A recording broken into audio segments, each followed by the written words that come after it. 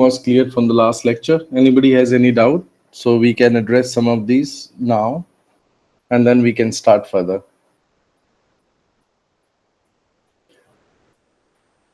Any doubt, guys? So can you please just give an overview of this ROC curve? Yeah. I will start with that only. So today I'm going to start with ROC itself, and then I go to correlation and regression. And And sir, I just wanted to know. So this probability part is like I find it little bit problematic. Do you have any suggestions how to improve it, or like till how much I should learn to do these things?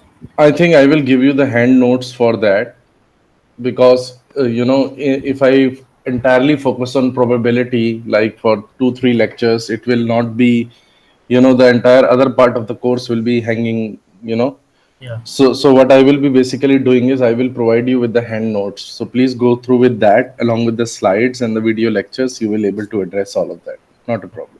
Thanks, bro. Thanks. Yeah, I will do that. Okay, I think let us start. I mean, anybody wants to say something? Yes, actually, I I had a question about a little bit. If you can throw some more light on, I think we were discussing about two words, sensitivity and specificity. Mm-hmm. Uh, Ah, okay. so it is not getting registered. I mean, it is getting registered, but it is blurred. So just I wanted to, Okay.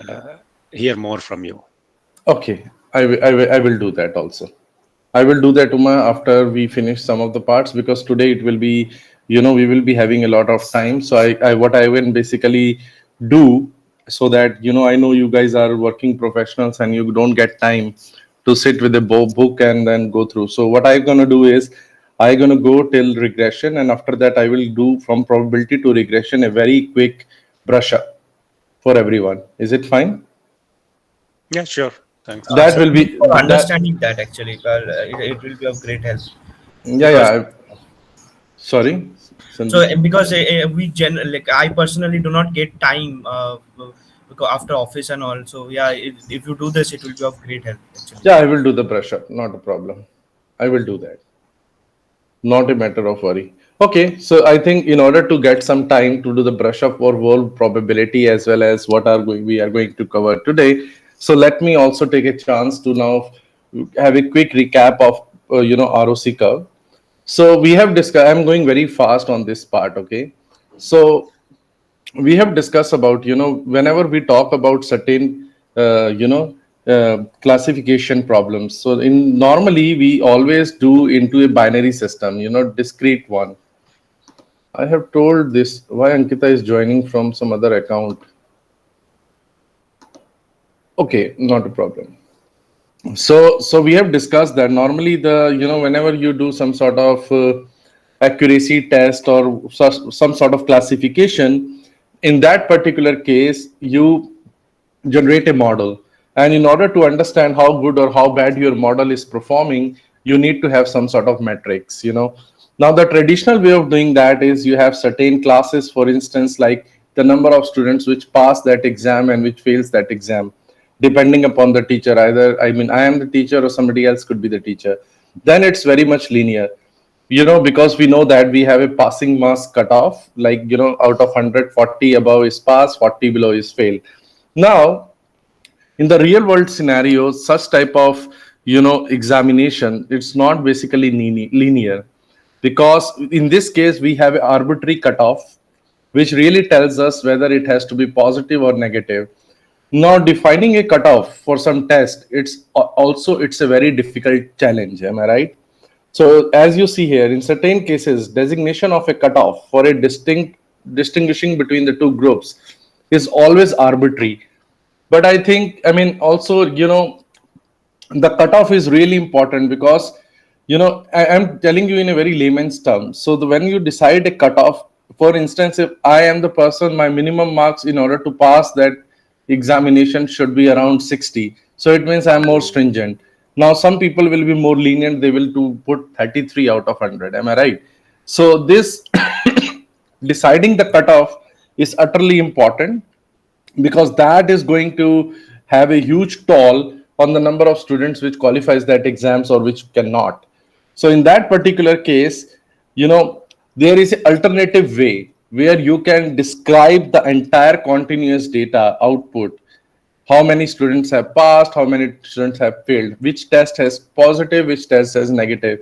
In that sort of thing, if you want to show all the data points and if you want to give a global overview picture, like how good the class performed or how good my model has performed in that particular, without hiding data, to be 100% honest and without telling anybody a cutoff.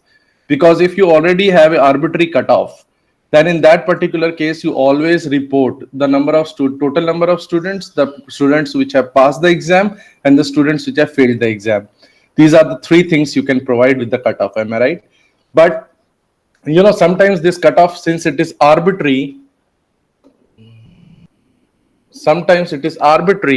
so it is utterly important to depict the entire thing without using a specific cutoff. In that particular case, we use ROC curve. So ROC curve is a plot of the sensitivity over 1 minus specificity. So as you can see over here, on the x-axis you have 1 minus specificity, on the y-axis you have sensitivity of a test, okay, or sensitivity of anything, sensitivity of your model, how sensitive is your model, how specific is your model. So if you plot this 2D plot between the sensitivity and 1 minus specificity, which is itself is called the ROC curve, then each individual points on the curve will give you the information about different cutoffs. So you can really decide which cutoff you want to take. So this for instance, I made a test very hard. None of you have, got above 40. If I put a cutoff of 40, the entire class will fail. This is also subjective. So in that particular case, people have found out, instead of putting arbitrary cutoff blankly, it's always better to depict the data with ROC. And by plotting the ROC, you can basically, it helps you to designate the cutoff. Okay, so let us see how this can be achieved. Now, in machine learning, when you will be doing machine learning, I don't know whether you are doing at the moment or not, but, every time when you create a model, doesn't matter, it will be via traditional machine learning or via deep learning, you always need to depict the performance of the model. And there are certain performances like accuracy, sensitivity, recall, precision, MCC, Cohen's kappa, and all that. Now, there is the most important thing which everybody who creates a model, and if everybody who evaluates the model wants to see. And that one thing will really tells majority of the things about your model, whether your model is good enough to do the classification job or not. And one such curve is called AUC ROC curve. So you can see anything. You can go for any. I mean, I just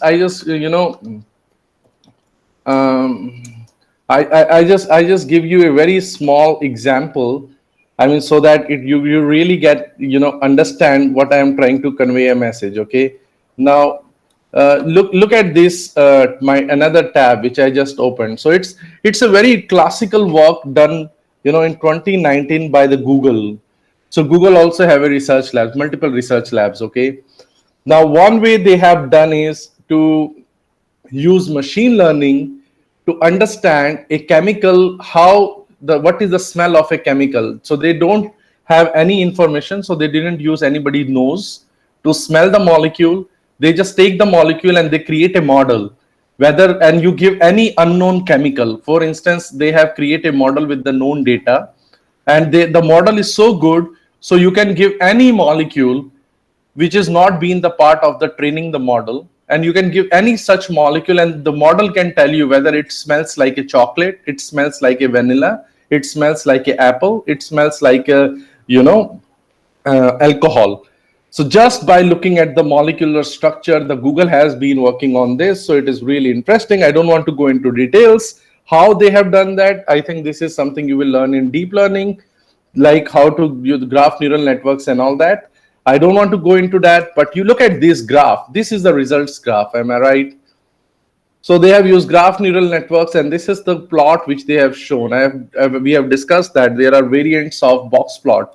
One such plot is called violin plot, and within the violin, and this is the SWAM plot. So you can see the individual data points, and you can nicely see they have reported on the y-axis is AUC ROC.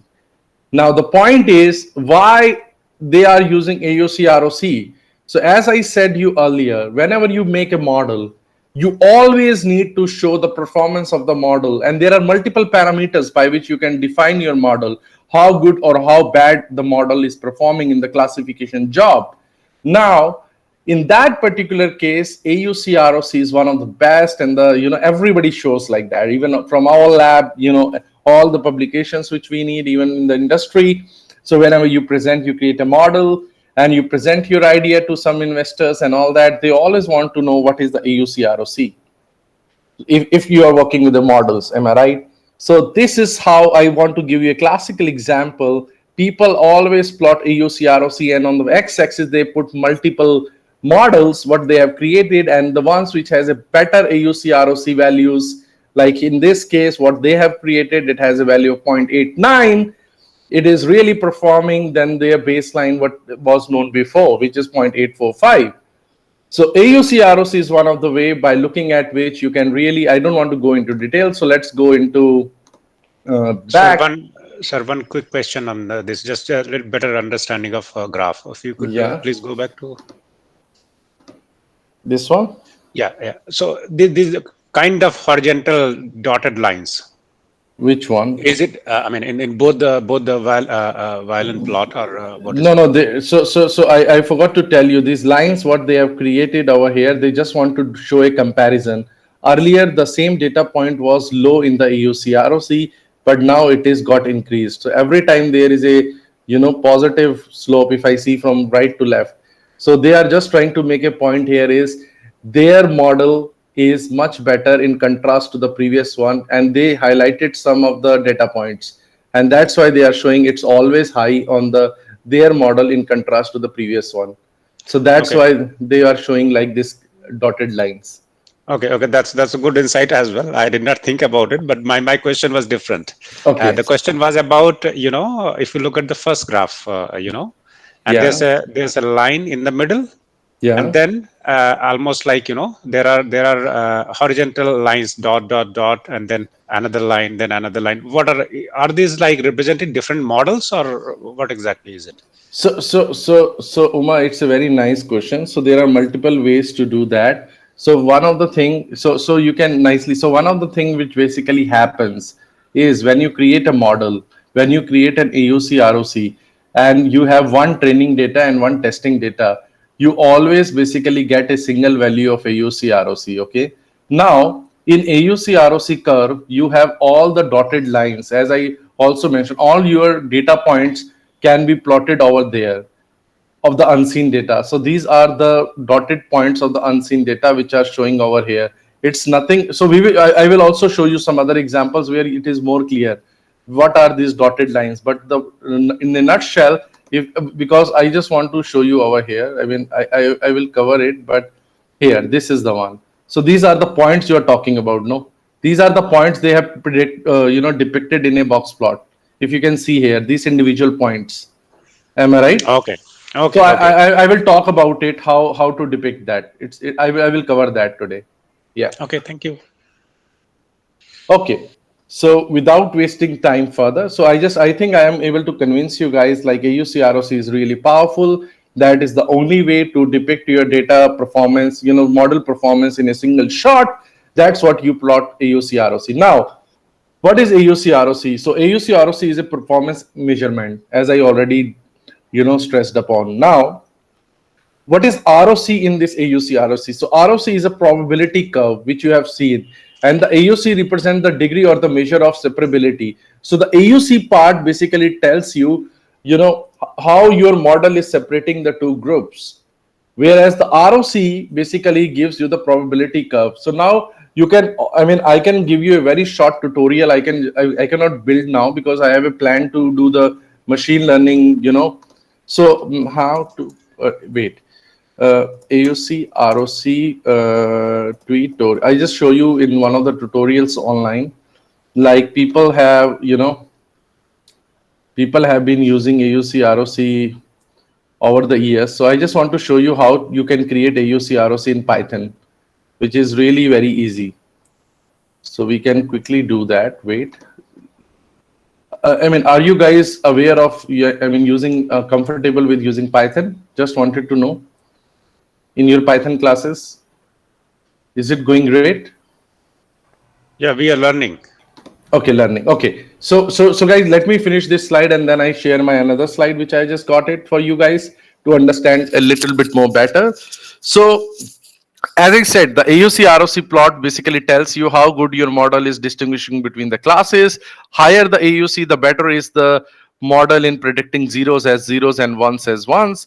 You know, I mean, your model is performing really good. If you have the AUC ROC values, you can really rely like your model is really performing good on the unseen data. By analogy, the higher the AUC, the better is the model at distinguishing between the patients and the disease and no disease. Even if you can also use AUC for the multiple classification problems and the binary classification problems, and in all the cases, you're really looking at the AUC ROC curve and the values, you can really understand how good your model is performing. So now, you know, going very easily. So I just opened one of the, you know, tutorials like, you know, AUC ROC curves in machine learning. Okay. Now, there are certain things you really need to understand when you plot the AUC ROC. So what basically happens? You have an unseen data and you created a model. So the model has been created on training data. So you have 100% of the data, you split them into two, let us say 80-20. So 80% of the data you use to create a model. Now 20% of your data you are using as a held out data, which you project on your model and you try to understand how good your model is performing on the unseen data. Now, the model always gives you, returns you the probability values. So the model can never, you know, make a binary decision like, okay, this is American, like I gave you an example yesterday. You know, if a Google makes a, you know, ethnicity model looking at the, you know, picture of my face. Now, if I put my picture on that model, the model cannot tell me, okay, I look like Indian. The model will tell me there is a 99% probability I look like Indian and 1% probability I look like American. So it always returns you a probability values. Okay. We call it as probability of predictions or the prediction probability values. Models always gives you probability values. Now, once you get the probability values and also you know the ground truth, because just remember it's always been happening on the 20% of the held out data. So let me, I mean, if you give me 1 second, I bring my, you know, touchpad so that I can draw it on my screen. Just 1 minute. I will be back.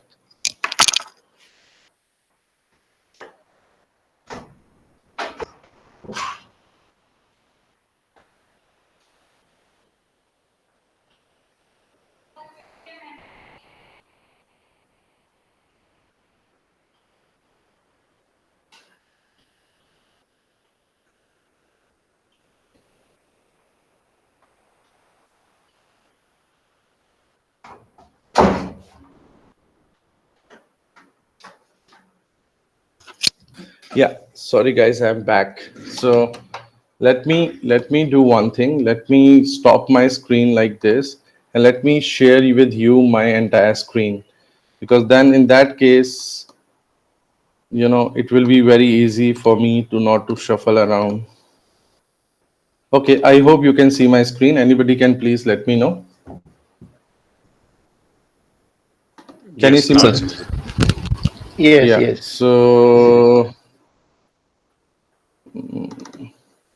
let us get this one. Okay, sounds good. Okay, now let me get this one. Okay, now I have been convincing you to show you like when you create.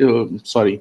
So let us say you have certain data. Let us say you have two types of classification, like, you know, Americans and Indians. Okay. Now let me use different colors because then it is easier for me. Okay. Now I have different photographs for each of the cases. Now let us say I have 10,000 photographs of this American faces and 10,000 photographs of Indian faces. Okay. Now in total I have 20,000 photographs. So this is my input data. Now you know that, I'm not going into intricacies, but you know that the photographs cannot be understood by the machine per se. You need to convert your photographs into some sort of a vector or a numerical vector or some sort of numbers. So there are multiple ways where, in deep learning or also in machine learning, where you can take any molecule, for instance, like what Google has done. So Google has taken this chemical, let us say um this compound, and the first step is to convert this compound into a numerical vector. So because all our machine learning and everything is they take numerical values. So what basically happens is, when you have these pictures from Americans and Indians, the first thing is to convert it into some sort of numerical index or numerical metrics or numerical vectors. So this is exactly what we have done. So let us say we created a model. So our model is this very beautiful model has been created. And this model, whenever it takes into account any data, so let us say it gets a input data, and that input data can be unseen data. I mean, I'm just writing unseen data. Okay, now this unseen data, so the model has to make a decision whether it can be American or it can be an Indian. Okay, so that is what the classification model basically, in a layman's term, it basically performs. Now, in order to build this model, so what have been happened in the background, it has been happened that this 20,000 data is divided into two parts, let us say 820 and 80 and 20. So this data point is used as a training data, and this has been used as a testing data. Now, with the help of this 80% of this training data, we build this model. So now the model has been created again, and this particular model has been based on 20%, 80% of that. Let us say it is, 16,000 data points. Now, just remember, we also have held out data with us. Okay. Now the held out data is, 4,000. We have not used this data to create this model. So the model is being created only with these numbers. So now what I will basically do, and I already know the ground truth. Ground truth is already been known. So the ground truth is, I know that in this 4,000 images, how many of the images or what images are basically corresponding to Americans and what images are basically corresponding to Indians. Am I right? So this information I know the ground truth about this 4,000. So what I will do, I take these 4,000 molecules and I project on this model, and the model will give me the probability values. So what it basically returns, it gives me the probability values of being an American and to being an Indian. So this is what it will return. Let us say it gives me 0.88 and it gives me 0.22. Okay, sorry, 0.12. And here it will give 0.005 and it will be 0.95. So like this, it will gives me the probability values, and the sum of this is always equal to 1. Am I right? Now, I have a probability values. Let us say I do it for being Indian. Am I right? So the probability value of being Indians, there will be a 4,000 data points, like 4,000, probability values I will get. And I also know the ground truth, whether it is Indian or it is American.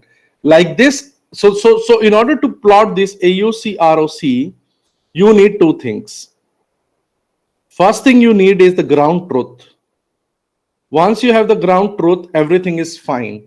So you know that the values you are basically projecting on a model, you know the ground truth, whether it belongs to class 0 or it belongs to class 1.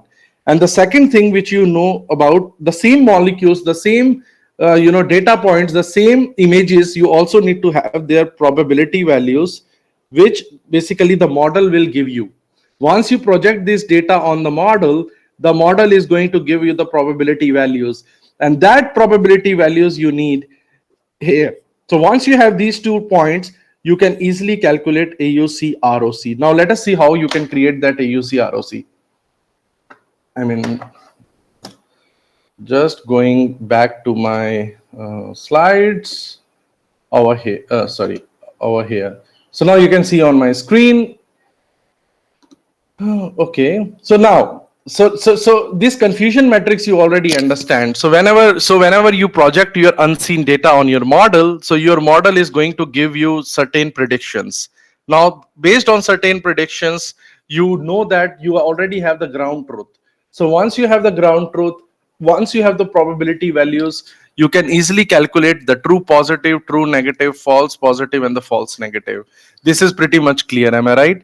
So the confusion matrix can be created immediately as soon as you know the probability values of your model, which it returns for the 4,000 queries. For the 4,000 queries, you get the probability values, and after getting the probability values, you exactly know whether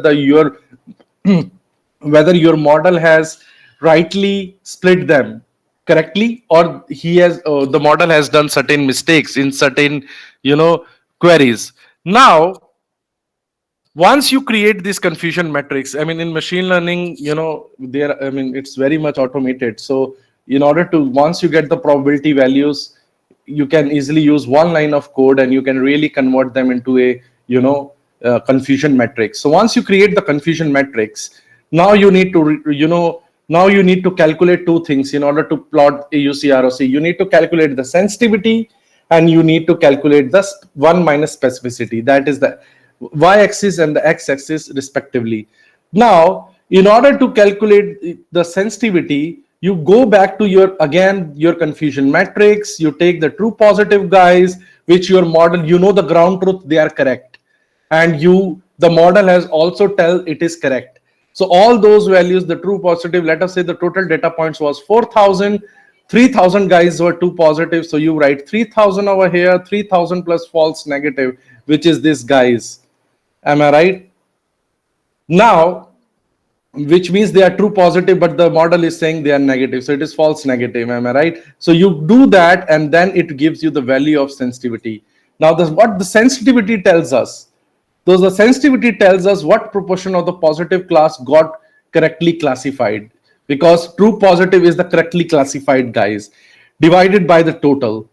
Am I right? Among the positive. So where the positive guys can go in this case, either the positive guys will be corrected as positive, so we call it as true positive, or they can be getting as negative, so we call it as false negative. So this is the sum of them. So sensitivity tells us what proportion of the positive classes got correctly classified.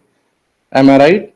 Now, an example would be to determine what proportion, I mean, this is all about this one, okay? Now, the false negative rate, FNR, I mean, either you can say it is specificity sensitivity by 1 minus specificity, or you can say it is, false negative rate and true positive rate, TPR and FNR. So now, yeah. Sandeepan, please.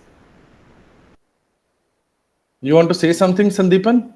No, it's by mistake. Sorry. Okay. No problem. So now you can also calculate this false negative rate, which is false negative divided by true positive by false negative. So these are all the formulas. I think you really need to, learn them up. But the only challenge is to get your model ready.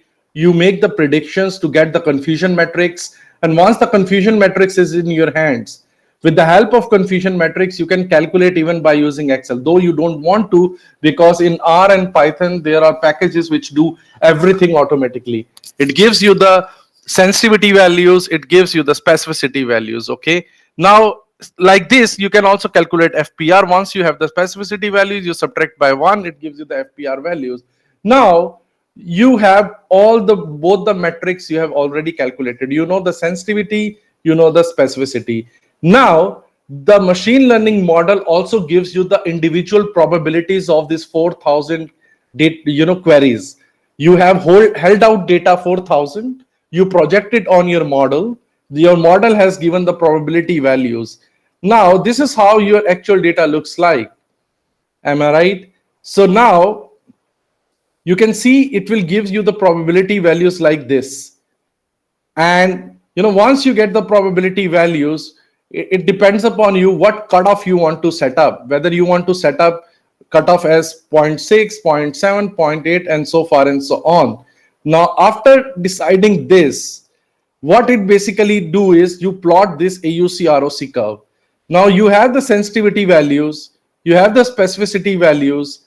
Now you can just, I mean, there are inbuilt functions in R and Python. So you can really plot this AUC ROC curve. And by looking at this curve, I can tell you, how good your model is able to classify. So as I have shown you in the previous lecture, different AUC ROC means differently. A AUC ROC of 0 means the model is giving the wrong result in a wrong direction. A AUC ROC of 1 is the model is telling about true, guys. I mean, in the unseen data, it says Americans as Americans and Indians and Indians. A AUC of 0 means Indians as Americans and Americans and Indians. And so far and so on. Am I right? So yeah, I mean, this is exactly, you can go through with this. I will put it how to do that. It's also written at the bottom, but don't worry about it. We will do it in R, and I will we will create a model together in some of the upcoming classes, and we will see all what statistics we are basically learning. We will take care of it, how to plot AUC ROC, how to interpret on a real practical data. I hope this one is enough. So let's go a little bit more forward. Uma, does it help? Definitely. Thank you, sir. Yeah, you're welcome.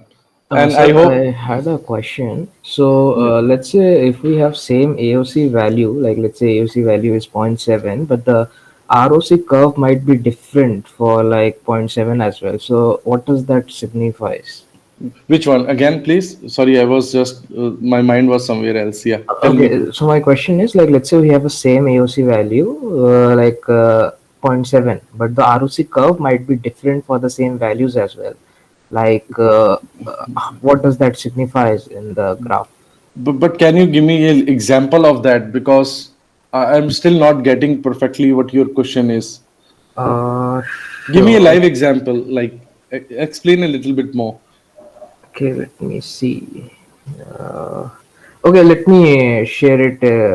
I will send you an example in a while. I'm looking for it. I will Yeah, send sure. Please send me an email also. Sure. That will be easier. Yeah, cool. So let us guys go a little bit forward. Again, we will not be finishing many parts. So this is our AUC ROC plot typically looks like. I have already shown it to you.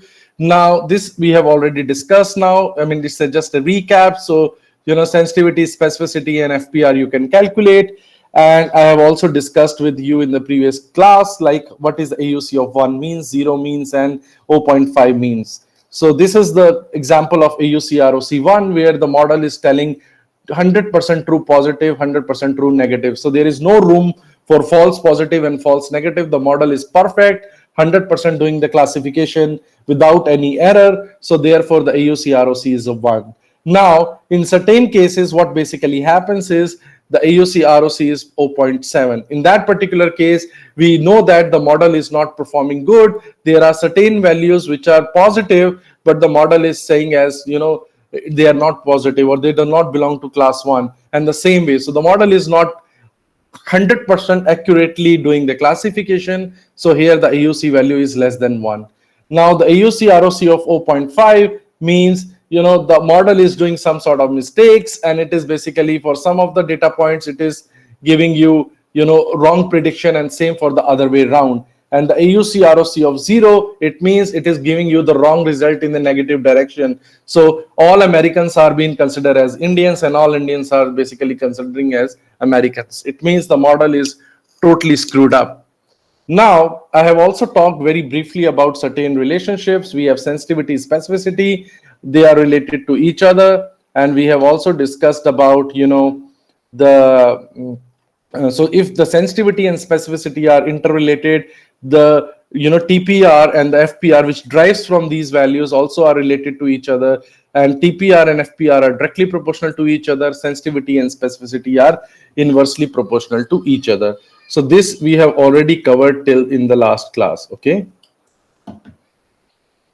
Now, let us see this example, guys. I need your, I need your attention for that in order to see solve this. So there has been some. So this is the matrix, which basically is a collection of 109 CT scan images. Somebody has collected this 109 CT scan images, and these images have been evaluated by a radiologist, which basically tells you about whether the person has a disease or not, some sort of neurological disorders. Okay, the CT scan of the brain. Now, we also know the ground truth, because before giving the CT scans to this radiologist, we also know the ground truth of the patient. We know that these are the patients which are suffering from the diseases, and these are the patients which are not suffering from the diseases.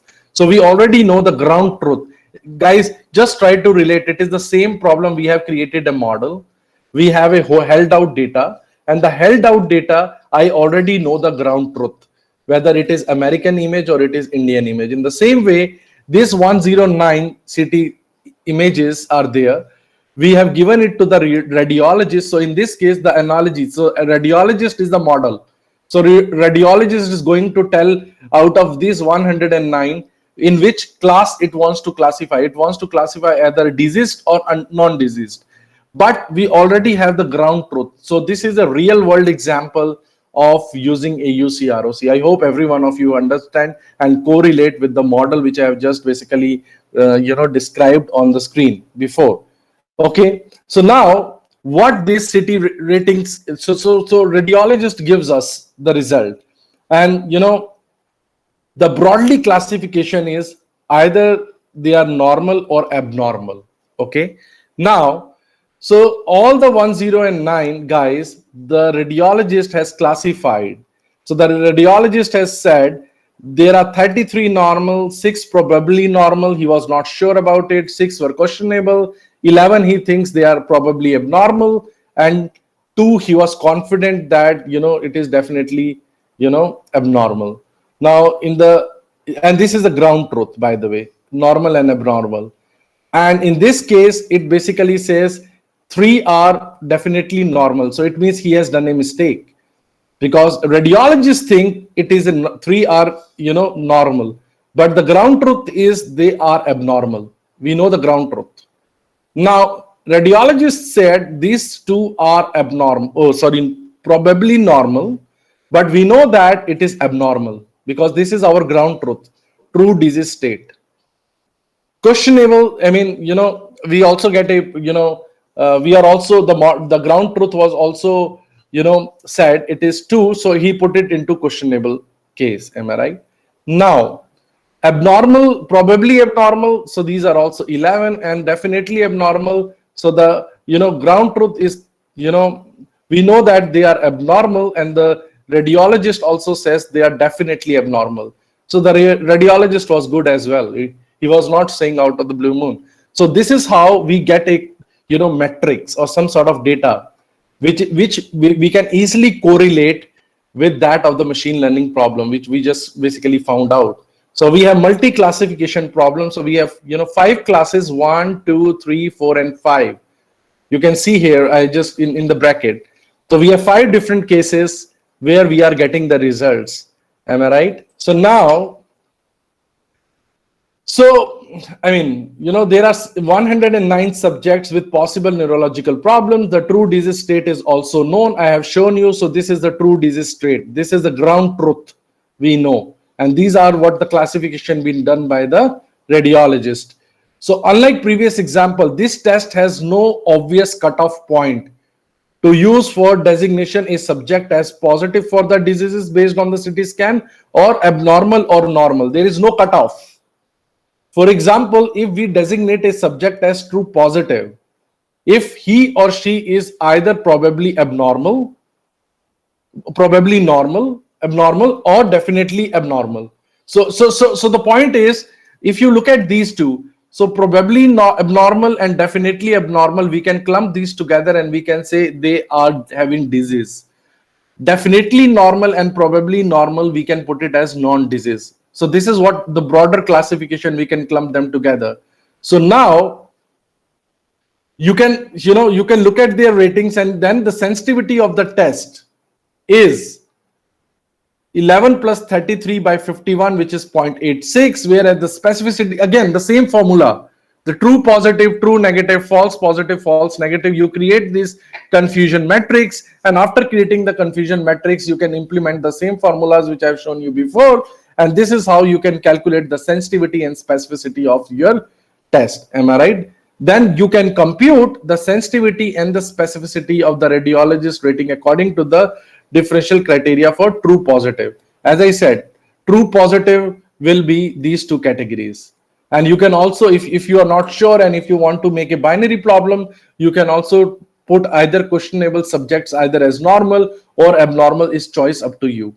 But in this particular case, we have clumped together these two as abnormal, these two as normal, and we can nicely create a confusion matrix, true positive, true negative, because we already know the ground truth. In that particular case, you can calculate the sensitivity and specificity manually. Don't get afraid, because when we will use this, I just don't want to rush further. So the point is, when we use R, even with the big data, all these things will be done very fast. Trust me, you don't need to do all these things manually. There are pre-built functions. You can really run them and it will basically calculate everything for you. But this is good to understand the concept. Like, what is the underlying concept, how it can be achieved. So once you get these two values, now you can display the data on ROC curve. Okay. Wait. So yeah. So this is the ROC curve.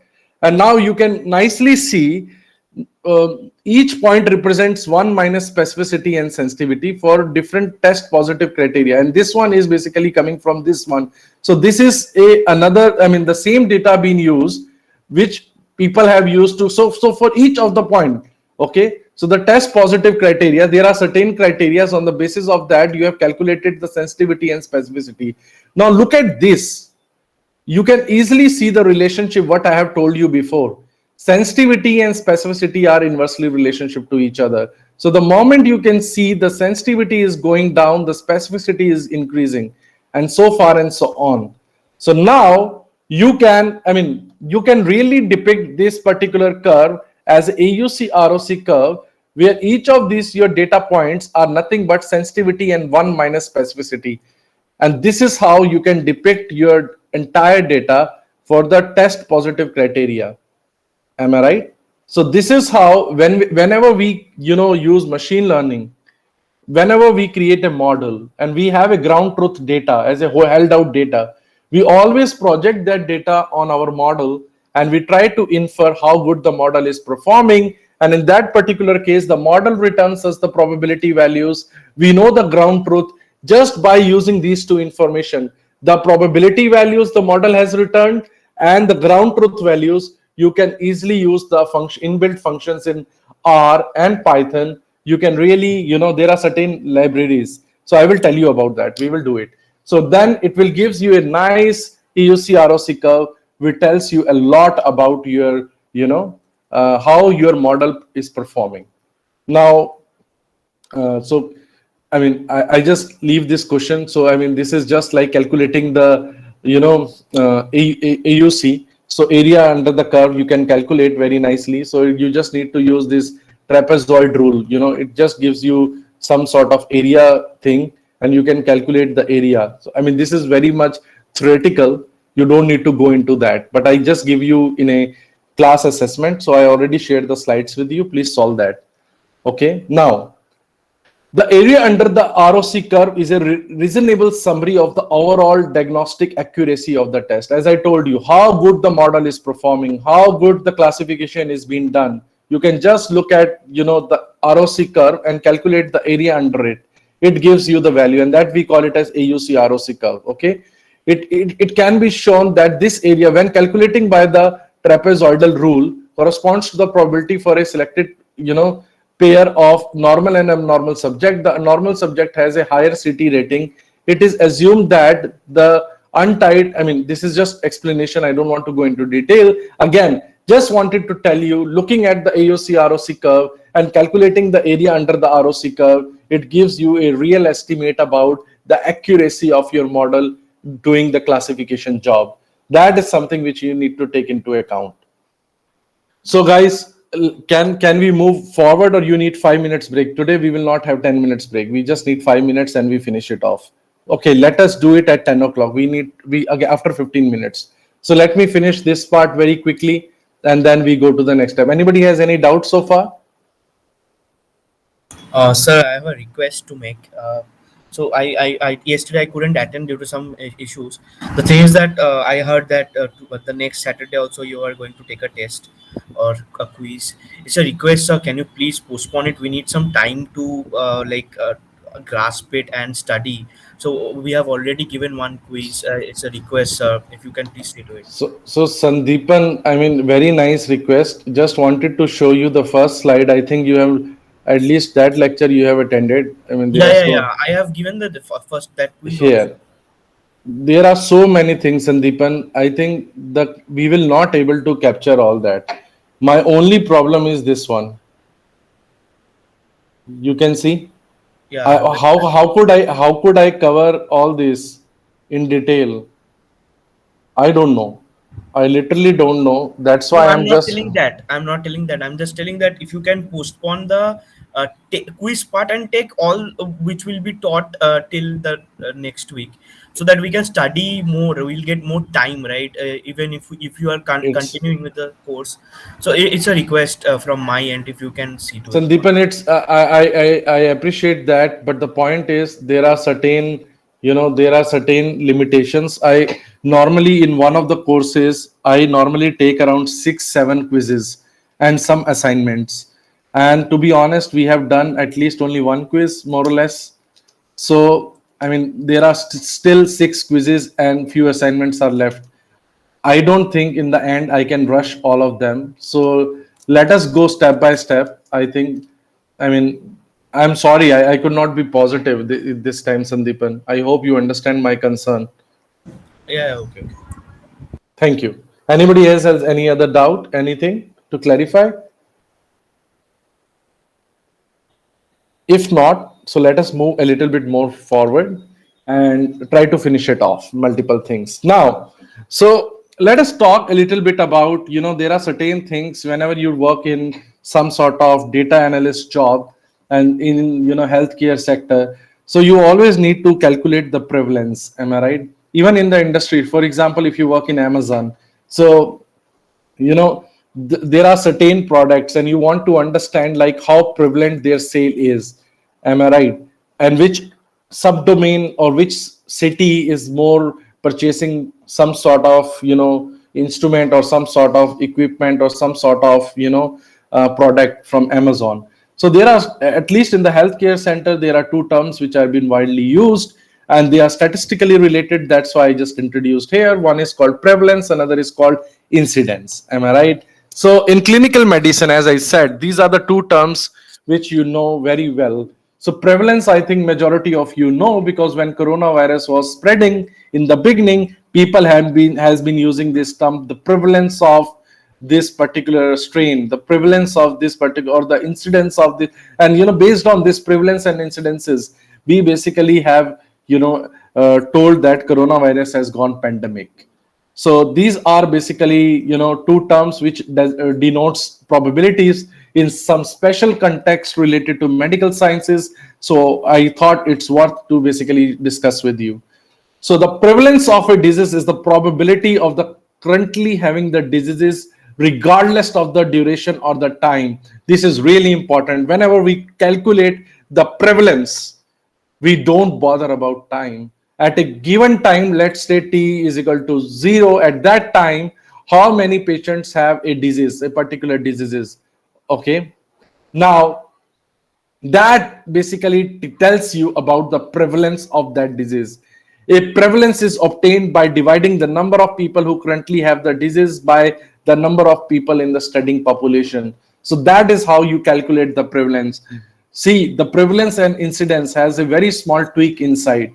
In both the cases, it tells you about how much the spread of a particular disease is in a given population. But the prevalence is at a given time. We don't basically do the time course. It's not temporal way of analyzing. At a given time, you just calculate how many of the patients have a disease divided by the total number of people in the population. So that gives you the prevalence. So this is really important regardless of the duration of the time one has or had the disease. Now, the prevalence of hypertension, sometimes you read newspapers, sometimes you get some sort of numerical values, sometimes numerical problems, sometimes you basically also read news. Nowadays, the prevalence, and you read that the prevalence of hypertension is increasing, or the prevalence of breast cancer in the young females are increasing in India, in Delhi.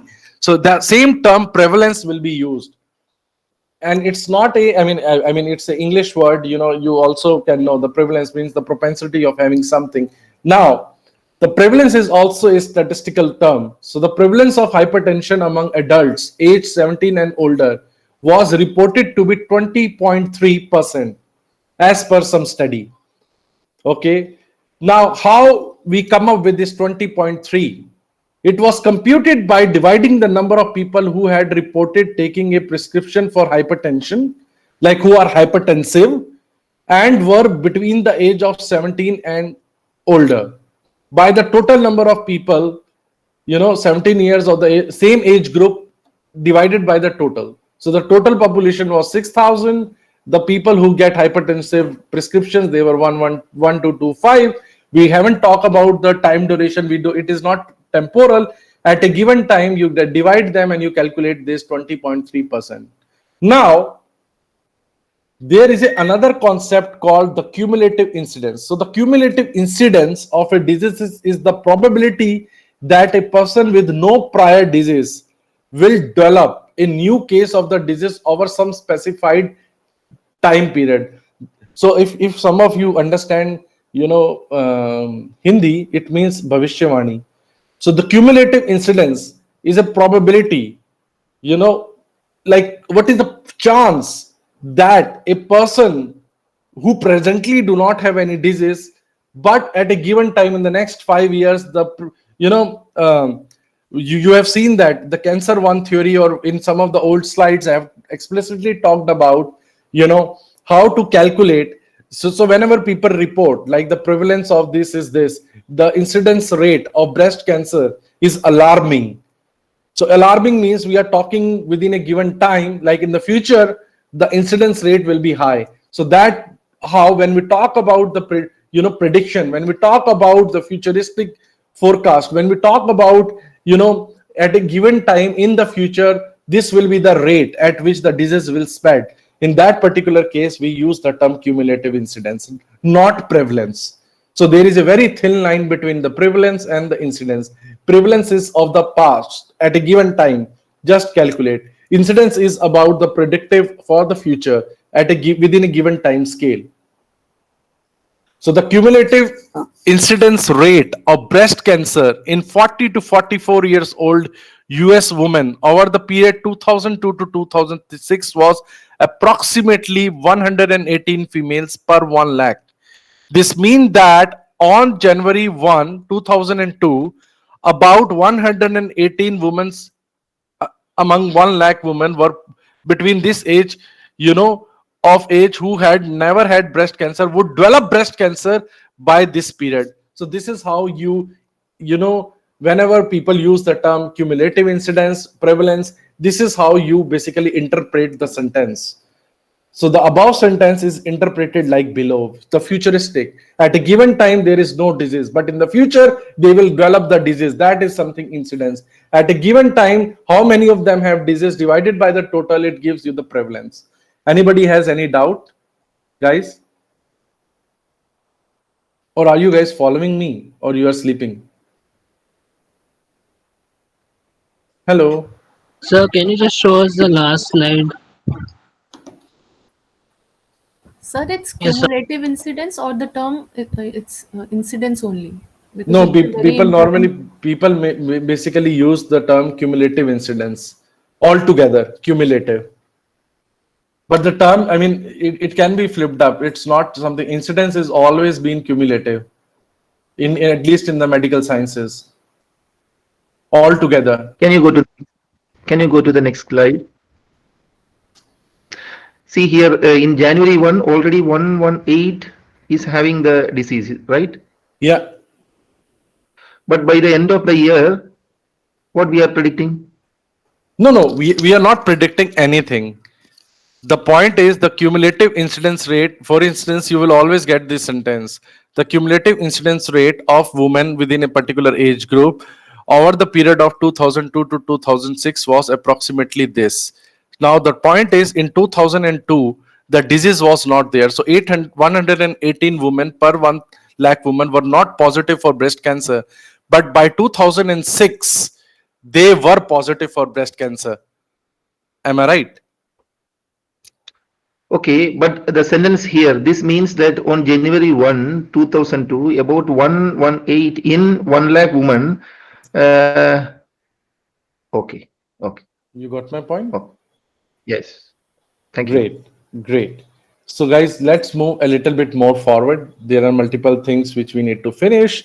So, I mean, this is an in-class assessment. I leave it on you guys. So let's meet at 10:07. And this is the, I just put it on my tab. Wait 1 minute. So please solve this and write in your chat about the, answer for this. This is one of the in-class assessments, please. All of you, please mention in the chat. I am just opening the chat window. I will stop it in exactly at, the chat is open. So you can please give your answers in the chat for both of them together. Please don't give separately. Please don't do that. Even if please describe your answer. So I can repeat the question and I will stop it at 10:07. Suppose that 25 students in a class, 5 are currently suffering from hay fever. Is the proportion 5 by 20 a measure of prevalence, incidence, or neither? The second question, and please explain why do you think it's prevalence or is incidence or it's neither? Second question, suppose 50 HIV positive men are identified, 5 of whom develop AIDS over the next 2 years. Is the proportion 5 by 5 of 50, which is 10%, a measure of prevalence, incidence, or neither, and why? So this is a very small, in-class assessment, and we are going to meet at 10:07.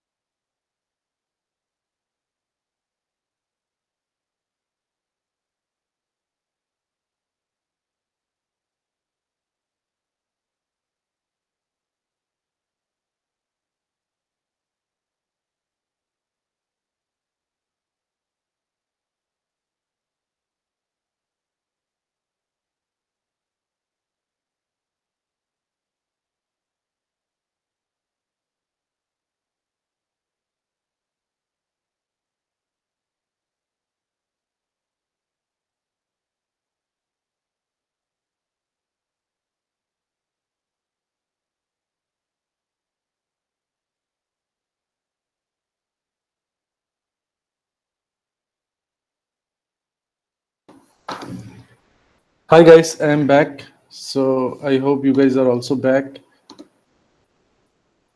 Okay, so we have got the response from all of you. Okay, majority of you. Fine. So can you guys hear me? Yes. Yep. Yes, sir. Okay. For me, Okay. chat is blocked. Now I blocked it. I told you till 10:07. Okay. Yeah.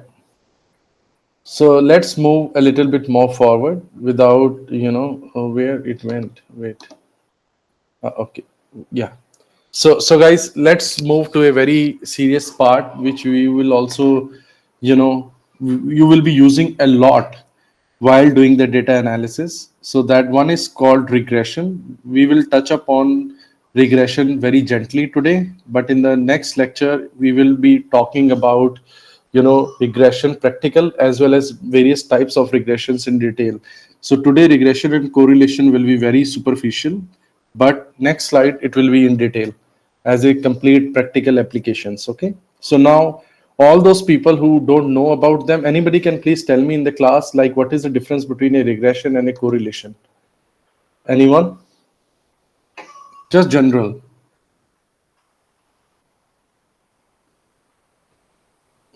I think Man, regression is more about Finding the line of whether best a fit. really. Yeah, go ahead, please.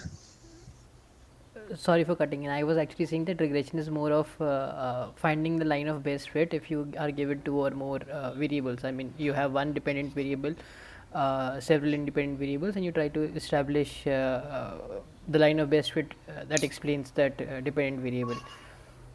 okay. And Okay. correlation is simply when you're trying to, if you have given two variables, you see that how they move together. I mean, to what extent do they move together? If they're highly correlated, then they'll move in one direction or in the exact opposite direction, or if they're completely independent of each other. Okay, more or less, yes, superficially, I mean, more or less it's correct. I mean, the concept is correct. So let me take the chance to give a brief overview to the others as well, so that when we talk in detail about regression methods and correlation methods, the types of correlations, what are their differences, when to use what.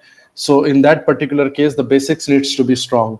So let us start with, so we start with the regression, and many of you might have already have seen a lot of the times whenever we talk about regression, you get a regression line, and there is a scatter plot in which you basically have seen line.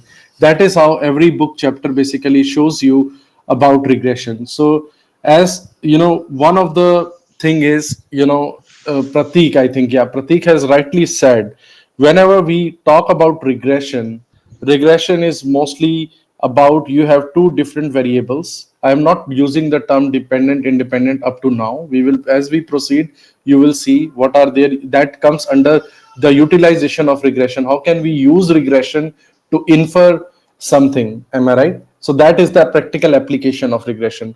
But try to really understand how first we can create regression, what is regression, and then what are their practical applications.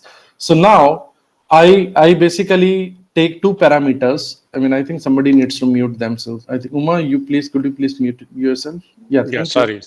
Thank you. So whenever you basically have two different variables, let us say I put one variable on the y-axis, another variable on the x-axis, and I have for each of the subject or each of the particular patient, I basically calculated two different parameters. In that in this particular example, I have taken the birth weight. A new kid was born. I have taken the weight of the kid as well as the estriol levels. Am I right? It is one of the hormones or enzymes. I mean, I just calculated them, and now for each of the subject, let us say this particular dot where I put my cursor, I have the corresponding birth weight values. I have their estriol level, and one of the hypotheses now here is, are these two related to each other or they are independent of each other? So that is our first question. Now after putting a simple scatter plot, I just plotted both the values over here. This is the x value, this is the y values.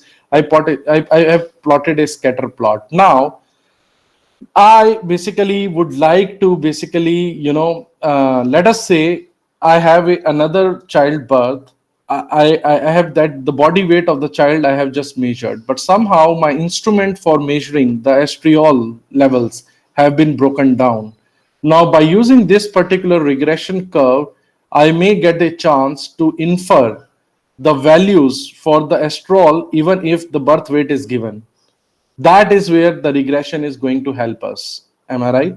So, and also this particular graph, looking at this particular graph, it also tells us what is the relationship between the birth weight and estriol. For instance, as you can see here, the higher the birth weight values, higher is the level of estriol. It looks like, looking at the data points, I can easily see as soon as I am going upwards in the y-axis, there is an equal shift in the x-axis. So it suggests that both the birth weight and estriol levels are somehow, interrelated to each other in a direct possible way. So you increase one, the other one also getting increased. Now, when you have a lot of data points, let us say this particular line is not there. When you have a lot of data points, you always need to establish a baseline, a single line which basically explains all the dots in this scatter plot. That particular line is called regression line, and the regression line is a particular, I mean, if you really ask me what is a regression line, I will say a regression line is that single line which basically explains all the dots present within this scatter plot. Am I right? So now, if you can really see, if I want to draw this regression line, I can basically plot it in this way. I can put a slope a little bit more up, like this, horizontal, maybe vertical, and all that. But why it is slanted like this? The point is, the underlying layman terms concept about the regression line is, the regression line is plotted in such a manner so that it can explain this scatter plot just with a line. In other words, if I have to draw a regression line, my underlying concept needs to be the maximum number of data points should lie on this line. Because if I want to explain the regression line, if the regression line explains the entire scatter plot, then in that particular case, the line should have the maximum number of dots on it. And you always need to draw this regression line in such a manner so that the maximum number of points should come on the line. But as you know, the real world data is not linear.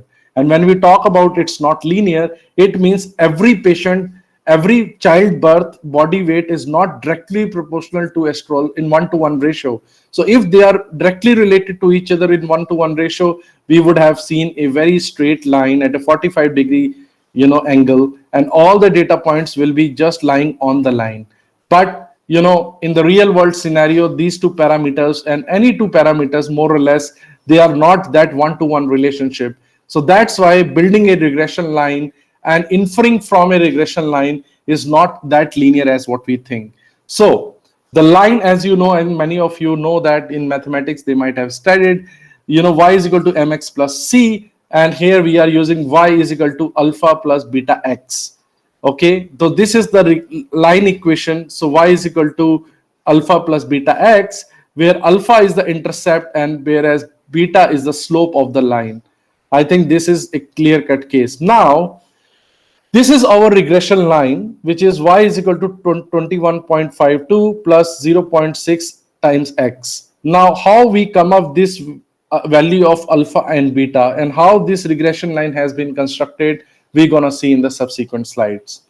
Now, in order to understand, because I think Pratik has rightly said, he has used two different terms. One is called the dependent variable, another is called the independent variable. Okay. Now let us see, and this is something in the terms of the linear regression. We will also use multiple regression. As I said, in the next class, we are going to learn regression and correlation in detail. So for a linear regression equation, which is nothing but it is y is equal to alpha plus beta x plus e, y is called the dependent variable and x is called the independent variable because we are trying to predict y by using as a function of x. Is it clear? So y is what we are basically trying to predict, and what we have is x. Am I right? Where E is the error term, we will see in detail. Where E is, we assume that the E is normally distributed around the mean, which is 0, and has a variance sigma square. Am I right?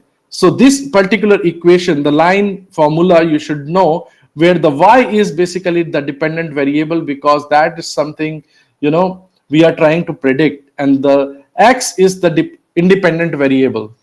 Given X, we can compute Y. Moving a lot more forward, now the effect of sigma square, as you can see over here, as I said, what is this E?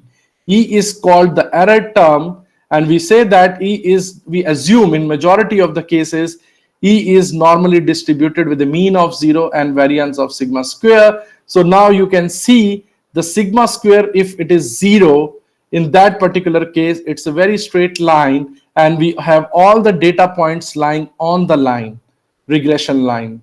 So that we call it as the goodness of fit of a regression line, when all our data points within this scatter plot are lying on the regression line itself.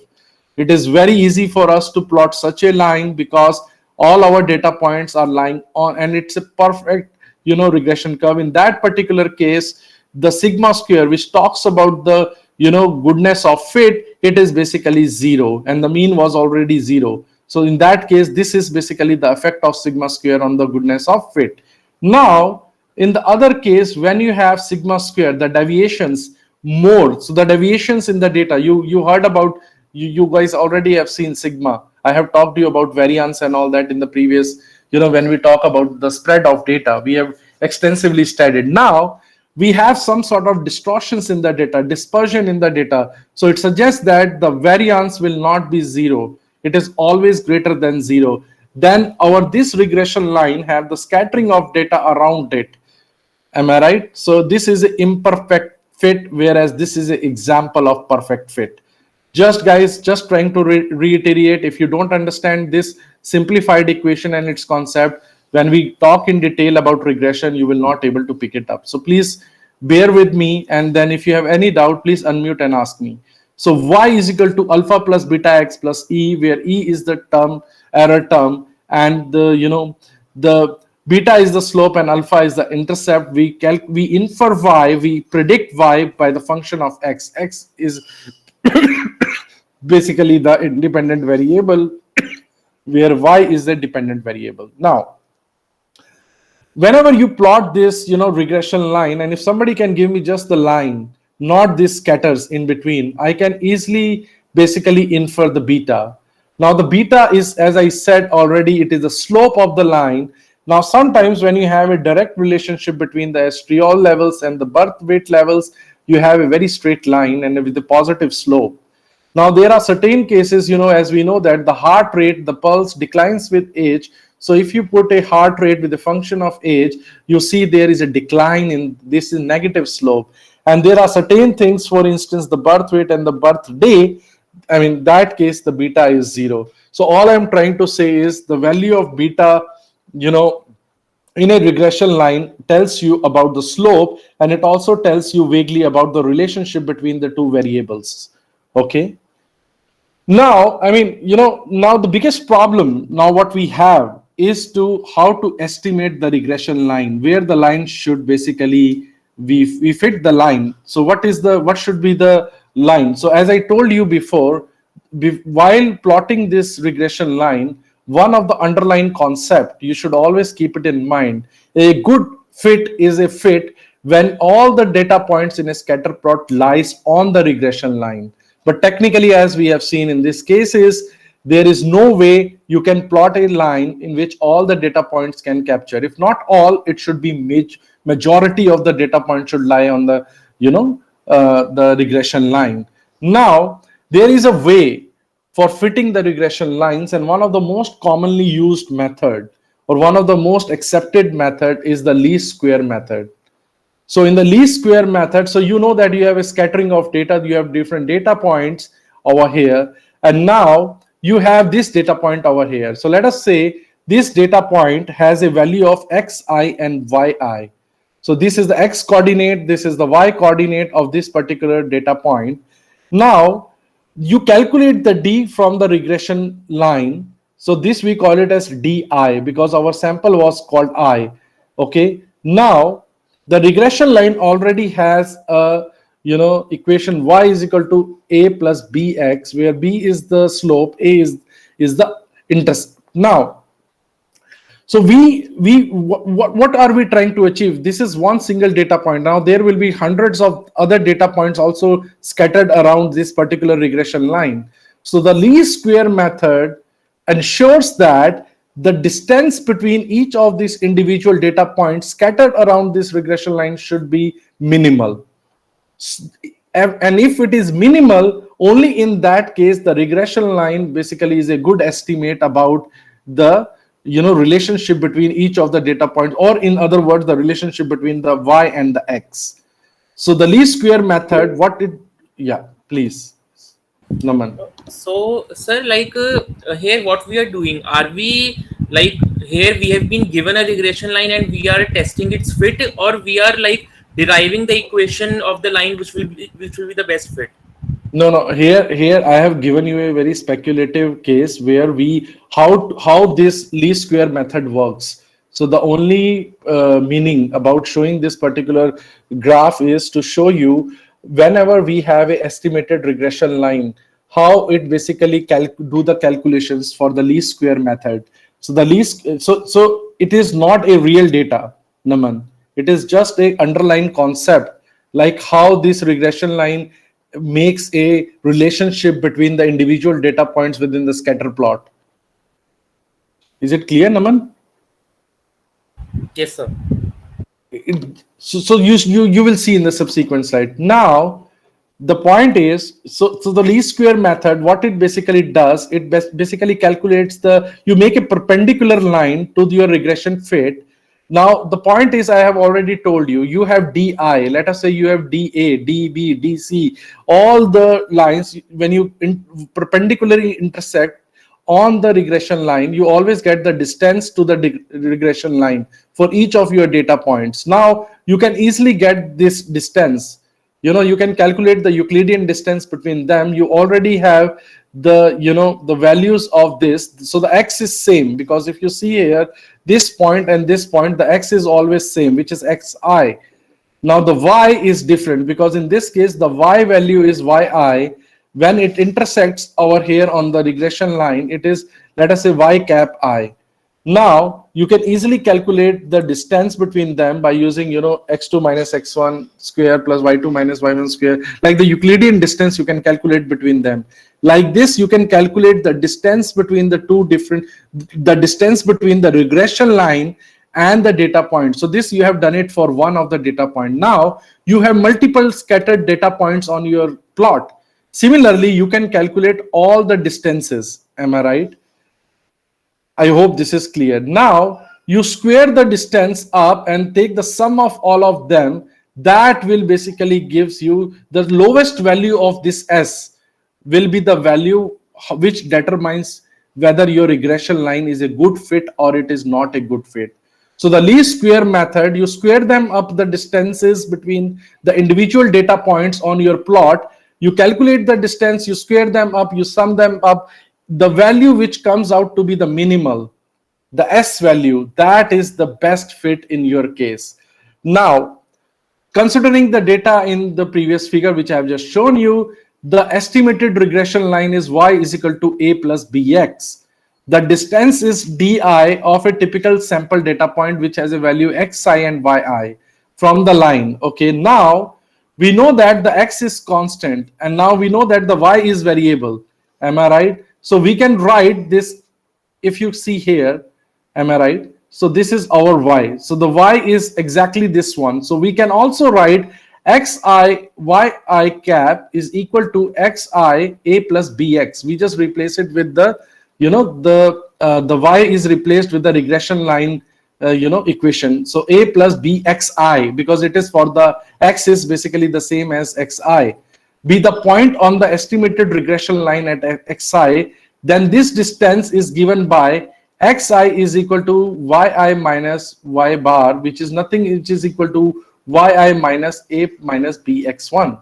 So a good fitting line would be would make this distance as small as possible. As I told you, if you have so much scattering on that, the best regression line is that line where each of your data points should have the minimal distance from this regression line. That is the best regression fit.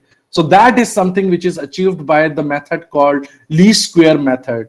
Now in that, a good fit line would make this distance as small as possible because the DI cannot be 0. Anybody can tell me why DI cannot be 0?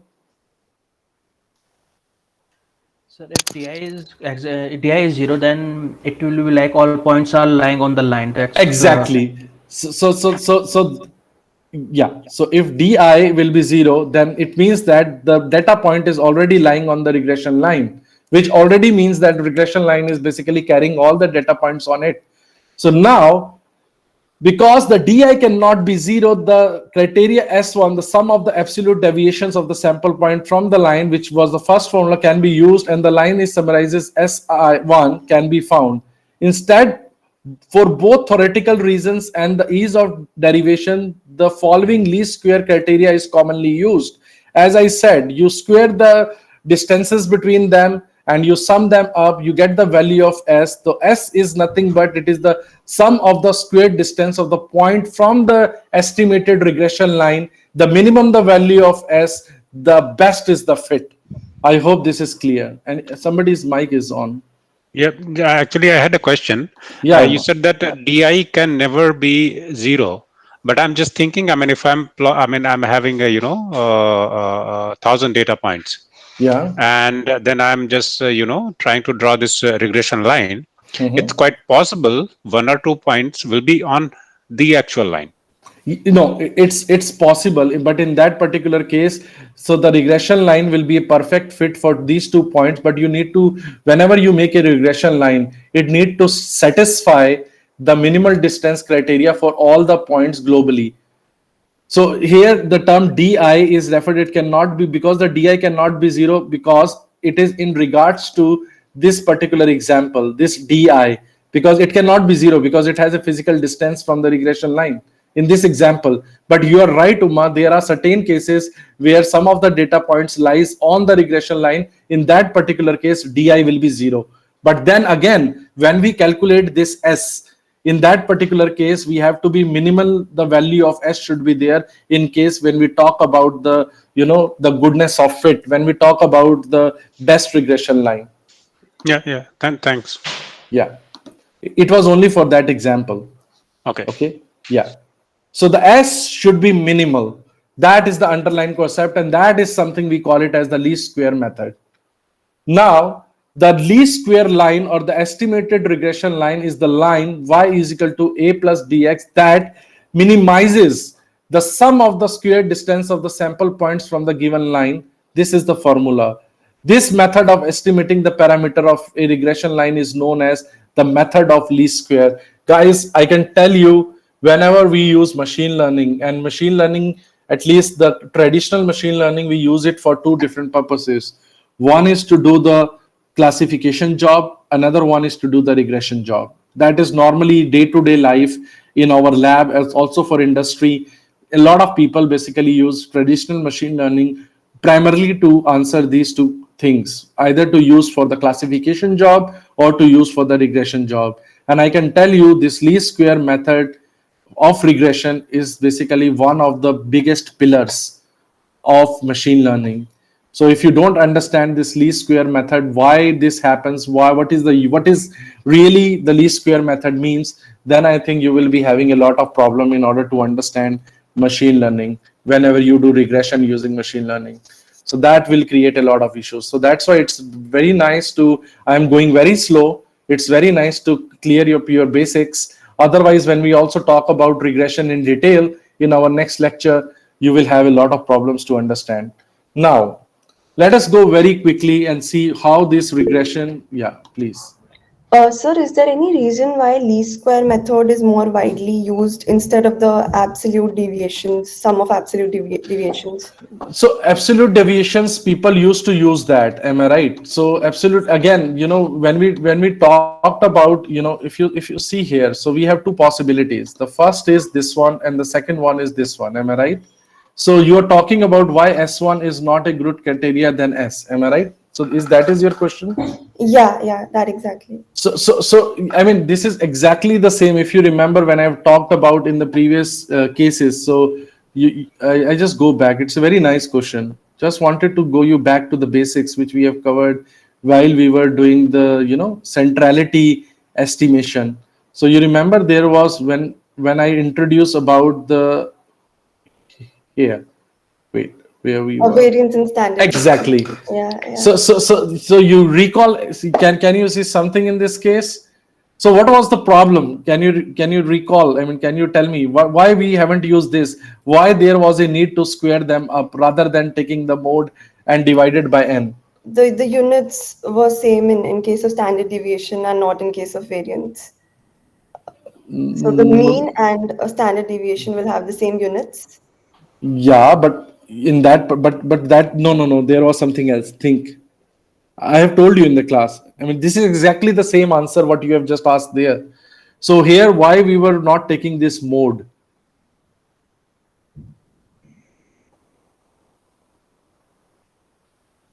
I do not recall this. I do not recall the reason for this. But you understood my point. This is exactly what I have told you at that time. Whenever you put mode, but it's better to take the square. Am I right?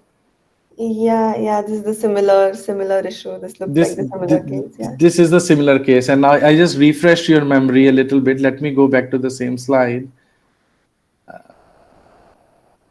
Let me just go to where it was. Wait, it was here. So the point is, let us say, I think Urvi is there. Yeah, Urvi. So the point is, let us suppose instead of using the least square method, I am using the deviation itself, absolute deviations. Am I right? Yeah. Now you can tell me one simple flaw between these two formulas. I just ask you. Think a little bit. Anybody in the class can also let me know. I have already covered in the past. What is the difference between two? What do you think the problem which we are going to face if we use the absolute deviation? So it can become zero. It can become zero. How come? Like the positive and negative terms can. No. Here is. These are absolute deviations, so they won't. Yeah. So the modulus, which I got your point.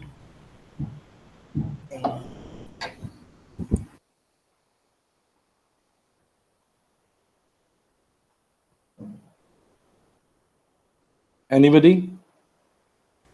Sir, I think there are two reasons for that. First is when we square, we are actually penalizing more as compared to when we are simply using absolute values. So the penalty is more in the case of squares. And secondly, What sort of penalty you are talking about? So the error that we are calculating would be higher when we actually calculate the sum of squares. So if the point is outside of the line, if my point does not lie exactly on the regression line, the distance would be way higher. The error that we are calculating here, the value of s would be much higher if we use the sum of squares instead of if you're using the absolute values. And secondly, we do get access to some really good properties of variance, standard deviation, normal, Gaussian curve, bell curve, when we use the squares instead of when we use the. I think the second one is the reason, and not the first one per se. Penalty wise, I personally don't think it is correct, but the second point is correct. So whenever you have your values in squares, the propensity to get a normal distribution in your given data is much higher. So I think second one is the right one. Pratik, thank you for proposing that. Is it clear, Urvi? Yes, sir. Yep. Yeah. So let us go a little bit more forward and talk about a little bit about correlations. Okay. Now, up to now in regressions, we have superficially touched about regressions, and we have discussed that with regressions, you can really try to establish a relationship between the two variables. And in that sort of relationship, you are putting a regression line, and you have two variables. One is the dependent one, another is the independent one. So you are inferring always y given x is given. Am I right? So in that particular case, with the help of that, you make a regression line. Now, I also have two different variables in the case of correlations as well. But in this case, I am not going to infer anything. I am just trying to establish a relationship, or I'm just curious to know whether my two variables are joining hand in hand, or they are basically not joining hand in hand. Or in other words, when I increase the value of what is the relationship between the two variables. Now, if you're interested in establishing the relationship between the two variables, then in that particular case, you have to have take the help of correlations. So now let us see a very simple example which gives you more clarity. So the serum cholesterol is an important risk in the etiology of cardiovascular diseases. So whenever you have high cholesterol levels, you always get a heart attack or cardiovascular disease. Now, much research has been devoted to understand the environmental factors that causes the high levels of cholesterol in our body. For this purpose, cholesterol levels were measured on 100 genetically unrelated spouse pairs. We are not interested in predicting the cholesterol levels of a husband from that of his wife. So if we are going to do that, getting the husband, and when we have these pairs cholesterol levels, and if I'm trying to get the values of cholesterol from Y, then we are going into a regression problem. We are not going to do that. Am I right? So what instead we would like some quantitative measure of the relationship. So whenever we talk about the quantitation of the relationship between the two variables, we always go with correlation. Whenever we try to infer one given the other is given, we try to go it with the regression. Okay. So we will use the correlation coefficient for this purpose. So in order to understand the correlation coefficient, you really need to understand what is covariance. Am I right? Variance you have already seen, COV you have already done. Okay, coefficient of variance, we have already done that. Okay, now let us see what is covariance. So the covariance is a measure used to quantify the relationship between two random variables. So now in this case, I am using the term random variables because we don't know. One parameter is entirely different from that of the other parameter. So they are two different random variables. And if I'm trying to establish or quantify a relationship between these two, I have to go for correlation rather than, regression. And in that particular case, covariance is basically a measure which quantifies this. And now, covariance is also related to correlation. We will see how it basically been done. Now, the covariance between the two random variables, let us say we have X and Y, is denoted by cov X comma Y, and is defined by cov X comma Y, which is this capital E, and X minus mu X, which is the mean, and multiply by Y minus mu Y. As you remember previously, I have also talked about this particular formula. So you can do same thing. You can also read it like this. You can take the differences in the individual values with the mean, and again for the X and for the Y divided by n minus 1. So in that particular case, by using this formula, you can calculate the covariance between the two random variables X and Y. Now it can be shown that if the random variables X and Y are independent, then the covariance between them is 0. If the larger values of X and Y tends to occur, among the same subjects, then the covariance is positive. If the larger value of X and the smaller value of Y tends to occur, then the covariance is negative. So just look at these particular formula, and then we will see how these sentences are basically related to this formula. Now, let us say when your X is getting increased, so you have a mean value as well. Now you are subtracting each of the individual value of X from its mean, multiplying by each of the individual values of Y, then minus them by their mean as well. Now in this particular case, if X goes to the upper side and the Y is going to the lower side, the covariance is going to be negative. Now if you can see the X and Y both are increasing exponentially, then in that particular case the covariance will be on the positive side. And if there is no relationship, then it's always been 0. Okay, so this is how the covariance is basically being calculated between the two variables X and Y. Now, so what is basically the correlation coefficient? So the correlation coefficient between the two random variables x and y is denoted by COR. The previous one was coefficient of variation. Now this one is COR, which is x comma y, and you can also simplify that. So the correlation coefficient is nothing but between the two variables, random variables, is nothing but it is a covariance between the two random variables divided by the standard deviations of separate x and y. You multiply them. So this is exactly how you calculate the correlation coefficient. So in order to calculate the correlation coefficient, you need to first calculate the covariance between the two random variables. Then you also calculate the standard deviations. You know how to do that. We have discussed explicitly about that. And once you divide that with the multiplication of the standard deviation of x and y, whatever the value you get, it is the correlation coefficient between x and y. Okay. Unlike the covariance, the correlation coefficient is a dimensionless quantity. Again, somebody would ask why we are not using covariance all the time, why we have to use correlation coefficient. Again, the same answer to the same is, if we use covariance has a unit. Am I right? Because the denominator is a number, and let us say we are measuring the weight of a person in kilograms. So it will give me kilograms, it will give me kilograms, it is kilogram square. If I'm measuring something in centimeters, it is centimeter square. So that's why we try to avoid using covariance. Instead of that, we divide the covariance with the standard deviations, and that will nullify and give us a dimensionless quantity. So unlike covariance, the correlation coefficient is a dimensionless quantity that is independent of the unit of x and y, and it always ranges between -1 to +1. For random variables that are approximately linearly related, a correlation coefficient of 0 implies independence. A correlation coefficient close to 1 implies a nearly perfect positive dependence, and -1 negative dependence. Am I right?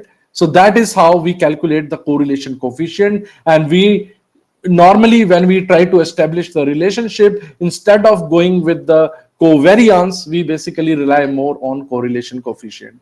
Now there are certain examples. You can see the degree of correlation. So you can see that whenever the height increases, the FEV also increases. And if you plot this in a simple scatter plot, you can see this relationship. And when you calculate the correlation coefficient, the value is coming to be 0.9.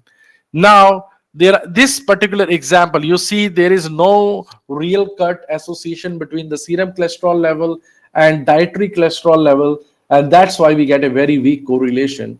Now, if you can see over here, the pulse rate and it is a strong negative correlation, and this is basically a scattered one, so you get a very weak negative correlation. So the correlation in per se, the correlation coefficient lies from -1 to +1. 0 implies no sort of association. Positive higher values till 1 shows positive correlation and a strong association, and the negative values towards -1 shows about the weak negative associations between the two random variables. Now I give you these questions. So guys, could you please take the screenshot of this?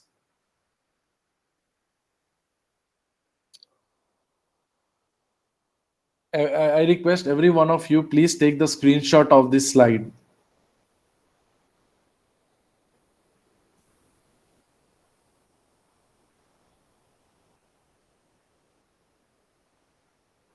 I hope this is done. Yes, sir.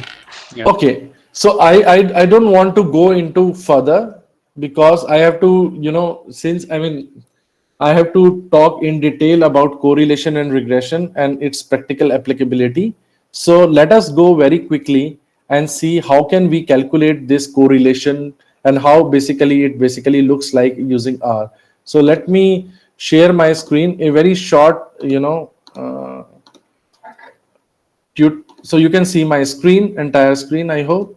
So I am just using one of my R IDE. This is something which I like most than RStudio. You can also try and let me know if you like RK Word or RStudio. I am personally a die-hard fan of, wait, let me start my Linux container.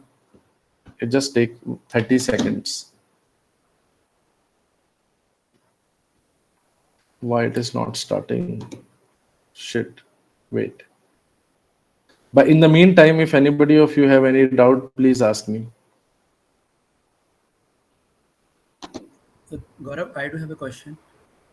Yeah, please. While calculating that coefficient value, we are dividing by the standard deviation of population and not of sample. So, is there any specific reason for that? Because I'm not getting that one. Which one? Wait. Yeah, wait. Okay, now I'm ready. I hope you can see my screen. Okay, let me go back to you. Okay, which one you're talking about, Vinay? Yeah, here we are dividing by the standard deviation product, right? Yeah. They are for population, not for sample. No. They are basically for the two variables. Okay. So you always, I will just calculate now live. So you will see, I mean, how. So guys, this is RK Word, which is another IDE for doing R computation. So you always get this green color light on the top right. It means your R is running at the background. Everything is fine. You can use it. So I just like this one much better because sometimes, we get our things done just by putting some clicks. So we don't want to write. So let me get a script. Okay, so this is my script area. So I think let us load the data iris. Am I right? So I just put iris as A. So let me run that. So I have run that. So iris is A. So we can quickly check with A command. And now you can see nicely it is basically, this is how my data looks like. And now let us say I need to calculate the correlation between the sepal length and the sepal width. Okay. So this is what I am trying to do. So now R has an inbuilt function called core. So core is basically the simple calculation of the correlation. So now let us see. Now I just need to calculate the correlation. So now, oh wait, yeah. So you can see my screen. So the beauty of one of these IDEs is the moment you write the function like core, it gives you what all are the things it is basically requiring to calculate the correlation. Am I right? You can also, if you are in a hurry, you can write core question mark. You see it will open up a search function and you can see it will give you all the explanations of each of these codes in R. I mean, correlation, how to calculate the correlation and all that. And there are multiple types of correlations. Am I right? We will discuss about this in detail. A correlation coefficient, how to calculate the correlation coefficient. So let us click on this. You can see the description about this. Okay. So calculate the weighted correlation between this. So everything you will get it in R. So now without wasting time, let us say I want to calculate the correlation between these two. So let me copy this. And now what is our question? So our question is, wait. So to calculate the correlation between sepal length and sepal width. Okay, so now if you have seen this before, it shows me put the value of x means the first variable, y means the second variable. Now this argument you can use it, and we are talking about in the next class when we discuss correlation in detail. There are different types of correlation: Pearson correlation, Kendall correlations, and Spearman correlation. We will discuss about this, what are the differences between them, when to use what. We will discuss about this in detail. Let us say we need to calculate Pearson correlation for now. Okay, so now I have used A as my data point. I just designed the column. So I am calculating between the sepal length and now the other one is called, wait, the sepal length and wait, dollar, and which is sepal width. Fine. Then I will just use the same argument, use everything, and then I just go for the method. And as we discussed, I will be using the method called method C, and I will be using Pearson's method. Am I right? This is the one. and then I close the bracket. So now I have calculated the correlation. Am I right? So let us see how the correlation matrix will look like. So the correlation between these two, sorry, it will be a single value, because we have this sepal length and we have the sepal width. So if you calculate the correlation between these two things, the correlation value was coming to be 0.11756 whatever. So similarly, you can calculate the correlation between different arguments. For instance, you can calculate the correlation between petal length. So let me take this and then petal. And now with this, so let us see what it returns, and it will give me a correlation, negative correlation between that. So it is very pretty much simple in, in R, you can calculate the correlation really fast. Okay. And why I personally prefer this R, RK word, because I have been using it for the last 10 years plus this rather than RStudio. And I am a die-hard fan of Linux. So just wanted to show you there are certain things you can just, do it very fast. For example, if I have to create a box plot, so I can just sometimes go like this, it also, wait, and then, I just click on this preview. So you see my box plot is ready on the right side. How beautiful it looks like. So I haven't read to write, the code for that. And if I want to write the code, it also gives me the code preview. So at the bottom, you can see how it basically, so it used the same, this one called, the same code, box plot, the data list, and then, the other parameters. So this is personally I like the most with the RK word, and you guys can try RK word as well. It is a little bit more powerful than your RStudio. I personally liked it. You can also go around, you can load your files from your, directory, from your system. You can directly, all these features are there to import. You can import SPSS files, data file, and CSV files, Java, Perl, and you can export your files in multiple objects. You can do a large number of statistical analysis, distribution analysis test, univariate analysis, and all that. We will discuss about univariate and multivariate analysis. You can plot scatter plot. So let us say I need to plot a scatter plot between my variables. So this is my one variable, this is my another variable, and then let us see how the scatter, wait, I think I have used the wrong, this one, wait. Oh, sorry, I need to go with this one. Sorry, my bad.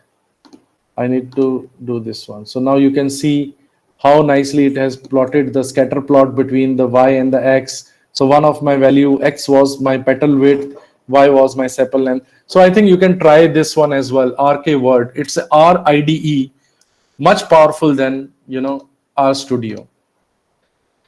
Okay, guys, do you have any questions for me? Any suggestions? Please let me know.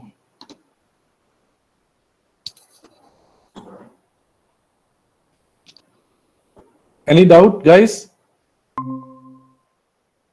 Oh, sir.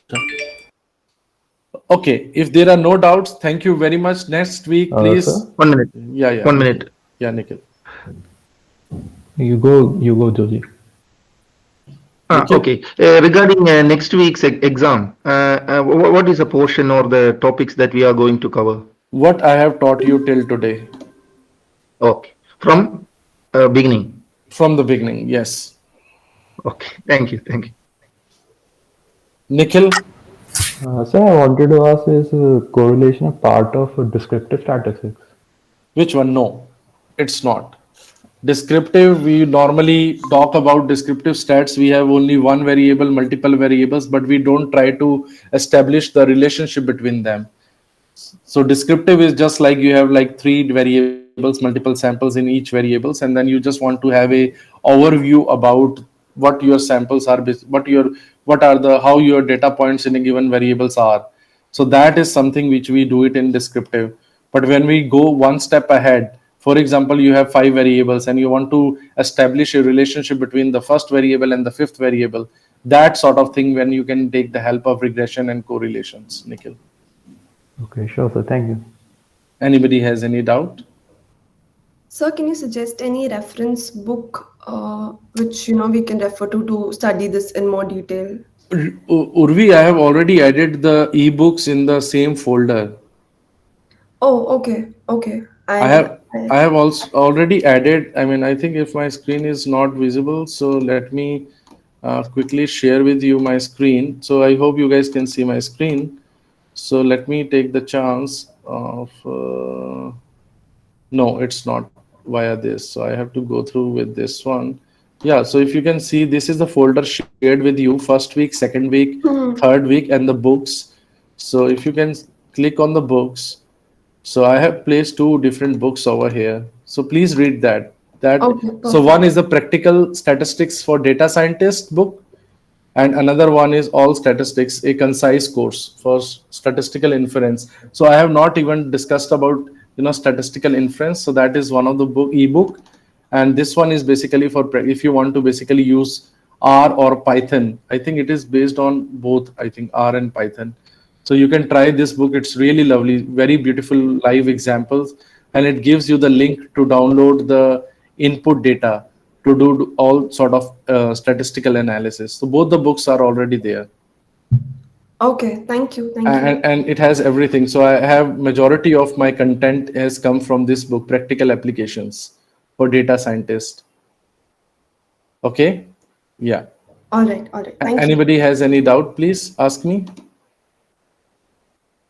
If not, we are going to meet next week on Saturday with the exam. Thank you. Thank you, guys. Thank you, sir. Thank you, sir. Thank you, sir. Thank you.